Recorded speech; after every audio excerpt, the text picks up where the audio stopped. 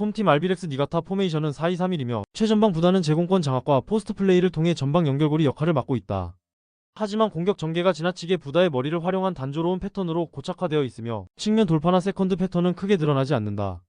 하세가와는 측면에서 스피드를 바탕으로 전개를 시도하지만 상대의 압박 강도가 높아질 경우 쉽게 차단당하는 약점이 있다. 중원에서 마테우스 모라이에스가 템포 조절을 시도하더라도 공격 루트 자체가 제한적이라 창의성이 떨어지는 모습이다. 결국 니가타는 전술적 다양성이 부족해 공격 효율이 낮아지는 상황을 반복할 가능성이 높다. 원정팀 나고야 포메이션은 3-4-1이며 나가이는 박스 안에서 움직임과 마무리에 강점을 보이지만 지나치게 그에게 의존하는 공격 구조가 드러난다. 야마기시는 인버티드 돌파를 통해 박스 안으로 파고드는 플레이를 자주 활용하지만 상대 수비가 좁혀지면 루트가 차단되는 경우가 많다. 이즈미는 중원에서 공격 전개를 연결하지만 템포를 끌어올리는 속도감은 다소 떨어진다. 특히 측면 전개가 약해 공격 방향이 한쪽으로 몰리는 경향이 반복된다. 교체 자원 역시 경기 흐름을 바꿀 만큼의 파괴력을 보여주지 못하고 있어. 플랜 B의 부재가 뚜렷하다. 양팀 모두 특정 자원에 의존하는 단조로운 공격 패턴이 반복되고 있다.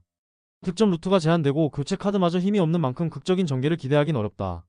이번 경기는 결국 서로의 약점이 맞물리며 무승부로 귀결될 가능성이 높다. 홈팀 가시마 포메이션은 4-4-2이며 전방에서 레오세아라가 제공권과 결정력을 동시에 갖춘 타깃형 역할을 한다. 차브리치는 폭넓은 활동량으로 2선에서 연계와 압박을 동시에 수행하며 미사오는 중원에서 볼 배급과 템포 조절을 책임진다. 측면 풀백들의 오버래핑을 바탕으로 크로스 루트를 다양하게 활용하고 있으며 경기 후반에도 세트피스 상황에서 위협적인 장면을 자주 만든다. 다만 수비진의 간격 유지가 흔들릴 때 공간 노출이 발생하지만 홈의 이점을 바탕으로 전방 압박을 강화하며 이를 상쇄하려 한다. 그래서 초반부터 중원에서의 압박 성공 여부가 승부의 핵심 포인트가 된다. 원정팀 세레소 오사카 포메이션은 4-2-3-1이며 카가와 신지는 플레이메이킹 능력으로 중원에서 공격의 리듬을 조율한다. 시바야마가 볼 전개에 가담하며 루카스 페르난데스에게 날카로운 킬 패스를 연결하는 장면이 반복된다. 루카스 페르난데스는 측면에서 하프스페이스 침투 후 컵백 형태의 어시스트를 라파엘 라타오에게 제공해 득점 찬스를 만든다. 전방 공격 패턴은 세밀하지만 상대가 촘촘히 라인을 세우면 루트가 단조로워지는 약점을 드러내왔다.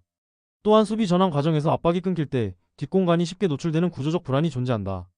가시마는 홈의 압박과 세트피스 그리고 전방의 결정력을 앞세워 승부를 주도할 수 있다. 세레소 오사카는 세밀한 전개가 강점이지만 루트가 단조로워질 경우 대응이 어려울 수 있다.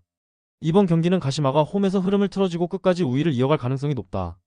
홈팀 FC 도쿄 포메이션은 4-4-2이며 나가쿠라는 측면에서 폭넓은 활동량으로 하프스페이스 침투와 컷백을 시도하며 공격 루트를 다양하게 만든다.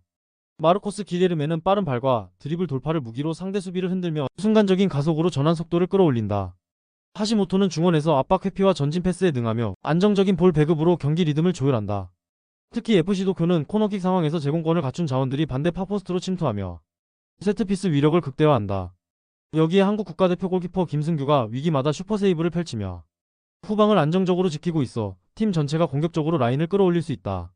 결국 FC 도쿄는 세트피스와 김승규의 선방이라는 두 가지 무기를 통해 홈에서 전술적 우위를 점할 수 있는 그림이다. 원정팀 후쿠오카 포메이션은 4-2-3-1이며 자에디는 제공권과 포스트 플레이의 강점을 보이지만 강한 압박에 직면하면 고립되는 경우가 많다. 후지모토는 중원에서 압박과 커버 범위는 넓지만 전개 속도가 느려 공격 전환이 원활하지 않다. 마츠오카는 수비적 기여는 높지만 공격 전개에서 박스 안으로의 침투 타이밍이 늦어 흐름이 끊기는 경우가 많다.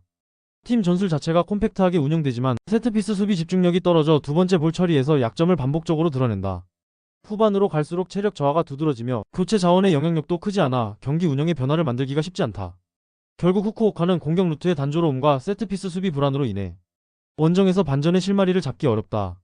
FC 도쿄는 세트피스 완성도와 김승규의 안정된 골키핑을 바탕으로 초반부터 경기를 주도할 수 있다. 반대로 후쿠오카는 세트피스 수비 불안과 전술적 단조로움으로 인해 원정에서 반격의 여지가 줄어든다. 이번 경기는 FC 도쿄가 홈에서 확실히 주도권을 잡고 승리를 가져갈 가능성이 크다. 홈팀 시미즈 포메이션은 3-4-3이며 측면에서 이누이 다카시와 마테우스 부에노가 터치라인을 깊게 파고드는 장면이 자주 연출된다. 두 선수의 돌파는 하프스페이스 침투와 크로스 연계로 이어져 페널티 박스 안쪽에서 슈팅 기회를 만드는 구조다. 하지만 이외의 공격 루트가 거의 없어. 상대 수비가 측면 봉쇄에 성공할 경우 공격 전개가 단조로워지는 단점이 있다. 또한 하위 라인에서 전진 패스가 불안정해 압박이 강해지면 빌드업이 끊기는 장면이 잦다. 수비적으로는 3백 형태가 공간을 넓게 쓰지만 전환 속도가 느려 뒷공간 노출 위험이 있다. 그래서 경기 초반부터 주도권을 잡더라도 안정적인 운영이 이어지기는 쉽지 않다. 원정팀 우라와 포메이션은 4-2-3-1이며 마테우스 사비우와 마스오가 빠른 템포의 원투 패스를 통해 박스 근처로 침투하는 패턴을 활용한다. 특히 짧고 빠른 패스를 통한 공간 활용 능력은 강점이지만 공격 루트가 이 패턴에 지나치게 의존한다. 구스타프소는 중원에서 공을 소유하며 템포를 조율하지만 속도감 있는 전환은 제한적이다. 후방 교체 자원 역시 드라마틱한 전환을 만들 힘이 부족해 흐름을 바꿀 기대치는 낮다. 수비적으로는 포백 형태로 안정적인 라인을 유지하려 하지만 좌우 풀백의 전진 타이밍이 불안정해 측면 공간 노출이 반복될 수 있다. 결국 공격과 수비 모두 단순한 구조 속에서 안정성보다 기복이 더 크게 드러나는 모습이다. 시미즈와 우라와 모두 전술 구조가 단순하고 변화를 줄 수 있는 카드가 부족하다. 때문에 경기 전반은 루즈하게 흘러갈 가능성이 크며 어느 한쪽이 주도권을 확실히 가져가기 어렵다. 이번 경기는 결국 무승부로 귀결될 확률이 높은 팽팽한 승부가 예상된다. 홈팀 오카야마 포메이션은 3-4-3을 유지하지만 수비 라인의 균열이 반복적으로 노출되고 있다. 이치미는 전방에서 제공권을 지켜내며 연계 지점을 만들지만 지원이 늦을 때 고립되면서 위력은 반감된다. 아타루는 중원에서 패스 템포 조율을 맡고 있으나 상대 압박 강도가 높아질 경우 탈압박 과정에서 전개 속도가 느려진다. 기무라는 왕성한 활동량으로 측면을 오가지만 수비 전환 타이밍이 늦어 쓰리백의 뒷공간이 벌어지기 쉽다. 그래서 압박이 풀리는 순간 수비 간격이 벌어지고 최종 파이널 서드에서 집중력이 무너지는 장면이 반복된다.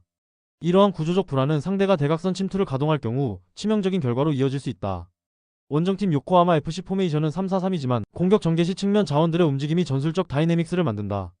주앙 파울루는 윙포워드 위치에서 인사이드로 좁혀드는 인버티드 침투를 자주 시도하며 상대 수비 간격을 파괴한다. 사쿠라가와는 피지컬을 활용해 제공권을 장악하면서도 연계 플레이에 적극적으로 관여해 득점 찬스를 만든다. 루키양은 박스 안에서 날카로운 슈팅 타이밍과 결정력을 보여주며 전방 압박이 풀린 순간 치명적인 마무리를 완성한다. 또한 이들의 삼각 구도는 단순한 크로스 의존이 아니라 짧은 패스 교환과 침투 패턴을 반복하며 수비 라인을 붕괴시킨다. 그래서 공격 루트의 다양성과 연계 완성도를 앞세워 상대 진영 깊숙이 파고들 수 있다. 오카야마는 3백 구조적 불안이 반복되며 뒷공간을 지켜내기 어렵다. 반대로 요코하마 FC는 주앙 파울루 사쿠라가와 루키양의 삼각편대가 날카로운 연계를 완성하며 상대를 흔든다. 이번 경기는 원정에서도 전술적 완성도를 앞세운 요코하마 FC가 승리를 가져갈 가능성이 높다.